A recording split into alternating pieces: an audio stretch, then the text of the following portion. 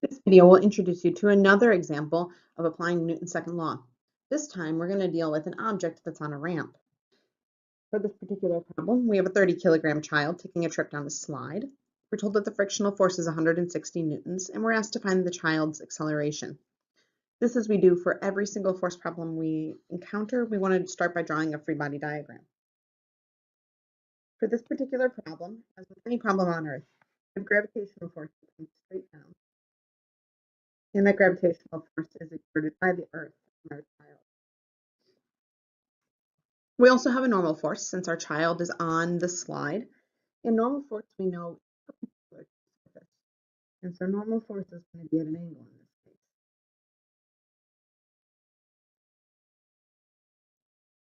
case. And the problem also tells us that there's friction. We know that friction is always parallel to the surfaces that are in contact and points opposite the direction of motion. And so there's my frictional force.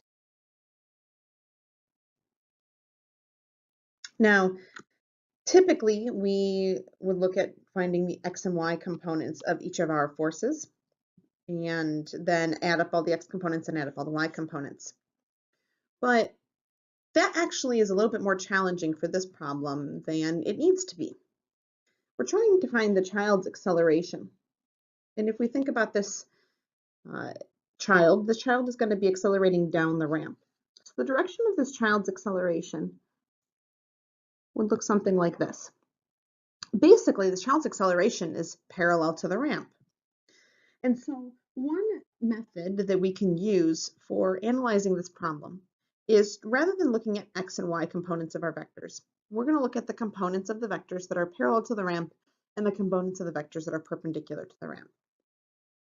So it's as if we're using our xy axis is kind of tilted in some ways, so that's what parallel to the ramp looks like, and that's what perpendicular to the ramp looks like.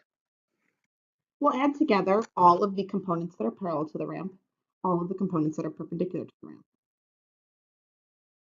So what we're going to look at doing is saying net force, some of all the forces have a component parallel to the ramp. That'll equal mass times the acceleration parallel to the ramp. And then the sum of all of the components perpendicular to the ramp will equal the mass times the acceleration perpendicular to the ramp. Well, this child isn't moving perpendicular to the ramp. They're only moving parallel to the ramp.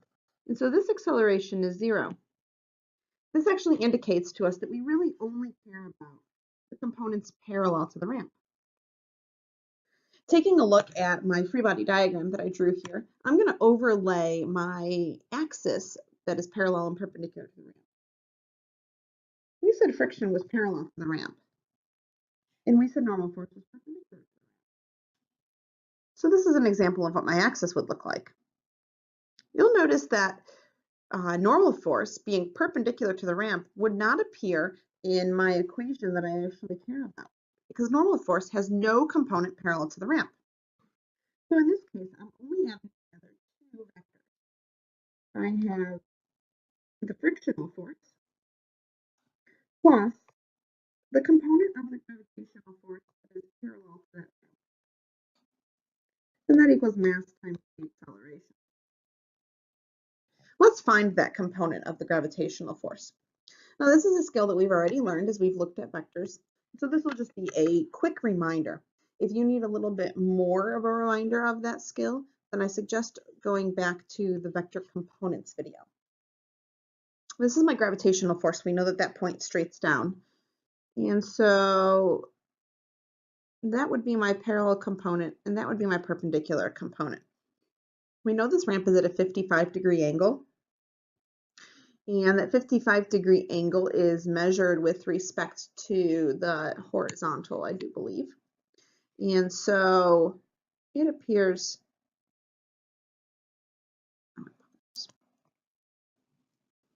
and so that tells me that this is a 35-degree angle right here. We know that this is our gravitational force, which is something that we'll need to calculate. We can do so by multiplying g, the gravitational acceleration, times the mass. When I do that, when I multiply negative 9.8 meters per second squared times my mass of 30 kilograms, I get negative 294 newtons. That means that this downward vector here has a magnitude of 294 newtons. The component that's parallel to the ramp is this component right here that I am kind of going over in yellow. And that component is adjacent to my angle, and so I would use the cosine function to find that component. The cosine of 35 degrees is equal to that component that I care about times 294 newtons. I'm going to plug that in over here. Friction is going kind of up and to the left. I'm going to treat that as being the negative friction. So negative 160 newtons. And this parallel component of the gravitational force is going kind of down and to the right. I'm going to treat that as the positive direction. And I would multiply 294 times the cosine of 35 degrees in here. And that's equal to the mass times the acceleration, or 30 kilograms times the acceleration. I can plug all that into my calculator to find that the acceleration is 2.69 meters per second squared. For the direction, it is okay to just say down the slide. That would be considered to be parallel to the slide. That's a pretty reasonable acceleration for something to have, seeing as how we know that free fall acceleration is 9.8 meters per second squared. We're definitely not going to be accelerating that fast down a slide, especially not with friction. So if I hadn't used parallel and perpendicular components here, things would be a bit more complicated. Mainly, I'd have to find the x and y components of friction and the x and y components of the normal force. And then my acceleration would also have an x component and a y component. Things would get pretty complicated pretty quickly in that case, especially because I don't actually know what the normal force is here. So anytime we have a ramp, typically it is best to use parallel and perpendicular components as opposed to x and y components.